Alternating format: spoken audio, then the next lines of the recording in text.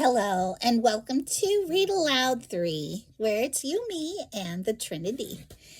And we are reading in chapter 5 of 2nd Chronicles today. Happy Sunday! Bible upside down. Alright. We've got 2nd Chronicles up, chapter 5. So Solomon finished all his work on the temple of the Lord. Then he brought all the gifts his father David had dedicated, the silver, the gold, and the various articles, and he stored them in the treasuries of the temple of God. Subtitle: The Ark brought to the temple.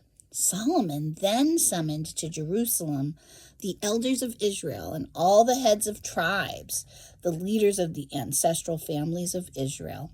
They were to bring the Ark of the Lord's covenant to the temple from its location in the city of David, also known as Zion.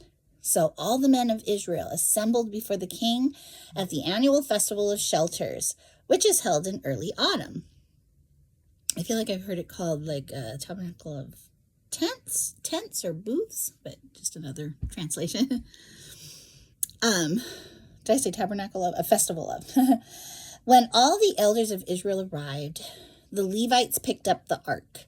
The priests and Levites brought up the ark, along with the special tent and all the sacred items that had been in it. Now, here's a reference for the word tent, so that might give us a clue as to what some other translations would be of tent. This is in verse 5. There we go. It says Hebrew, the tent of meeting. Okay, it's a more descriptive, not just tent, but the tent of meeting. And then it also says, example, the tent mentioned in 2 Samuel 6:17 and 1 Chronicles 6:16:1. Okay. Then it says, there before the ark, King Solomon and the entire community of Israel sacrificed so many sheep, goats, and cattle that no one could keep count. Then the priests carried the Ark of the Lord's covenant into the inner sanctuary of the temple, the most holy place, and placed it beneath the wings of the cherubim. The cherubim spread their wings over the ark, forming a canopy over the ark and its carrying poles. These poles were so long that their ends could be seen from the temple's main room, the holy place, but not from the outside. They were still there. They are still there to this day. Nothing was in the ark except the 2 stone tablets that Moses had placed in it at Mount Sinai. Did you ever wonder what was in the Ark of the Covenant? There it is. And there's a reference here, too. I kind of want to skip down there and see what it has for us. It says Hebrew Horeb, another name for Sinai. Okay, I've seen that before. So it says is that Moses had placed in it at Mount Sinai, where the Lord had made a covenant with the people of Israel when they left Egypt.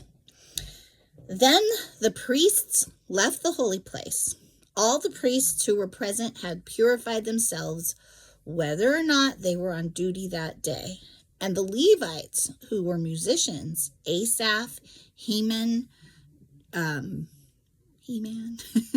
what it spelled like, Jeduthun, and all their sons and brothers were dressed in fine linen robes and stood at the east side of the altar playing cymbals, lyres, and harps.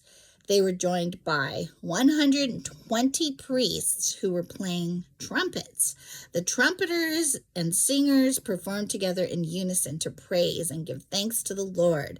Accompanied by trumpets, cymbals, and other instruments, they raised their voices and praised the Lord with these words: He is good. Now, they may have been singing this. His faithful love endures forever. At that moment, a thick cloud filled the temple of the Lord. The priests could not continue their service because of the cloud, for the glorious presence of the Lord filled the temple of God.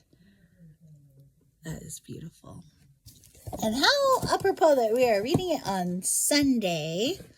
Our church has actually taken a break from gathering at our location in our sanctuary for a month, and so that we can do some other things around being in the community and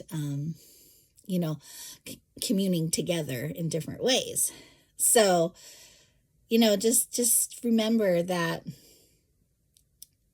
this set a precedent, like for the generations, that we would always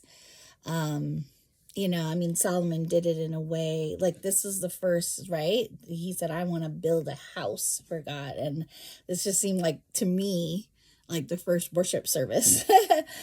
So wherever you are and however you do it, just remember that we are God's temple wherever we are now, right?